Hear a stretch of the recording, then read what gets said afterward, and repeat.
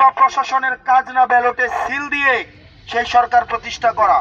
পুলিশের কাজ হচ্ছে, প্রশাসনের কাজ হচ্ছে জনগণ যাতে নির্ভয়ে, জনগণ যাতে তার নিজের ভোটটা নিজে যথাযথভাবে দিতে পারে। আমরা সম্মানিত পুলিশ ভাই এবং প্রশাসনদের দৃষ্টি আকর্ষণ করব, আপনারা বিগত 3টে ইলেকশন থেকে শিক্ষা লাভ করেন। আপনারা যদি নিরপেক্ষভাবে আপনারা আপনাদের দায়িত্ব পালন করুন, জনগণ আপনাদেরকে মাথায় তুলে রাখবে। আর না হয় আপনাদের বেনজির এবং হারুনের পরিণতি আপনাদেরকে বরণ করতে হবে।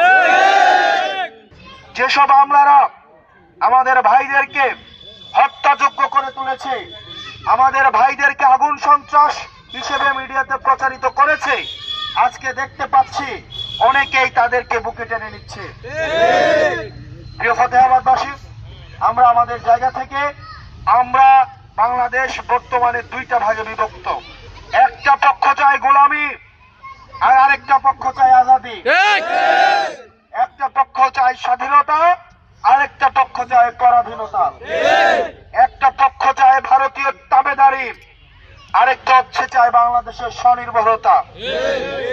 আমরা চাই আজাদি, আমরা চাই বাংলাদেশের স্বনির্ভরতা, আমরা চাই বাংলাদেশ কে পরিচালনা করবে, কে সরকার গঠন করবে, সেটা বাংলাদেশের জনগণ সেটা নির্ধারণ করবে।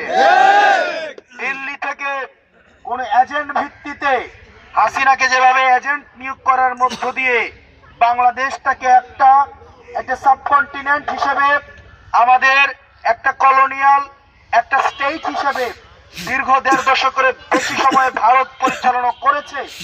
আমরা চাই না বাংলাদেশ আবার তার অতীতে ফিরে যাক। বাংলাদেশের কে মসনদে বসবে সেটা নির্ধারণ করবে বাংলাদেশের জনগণ।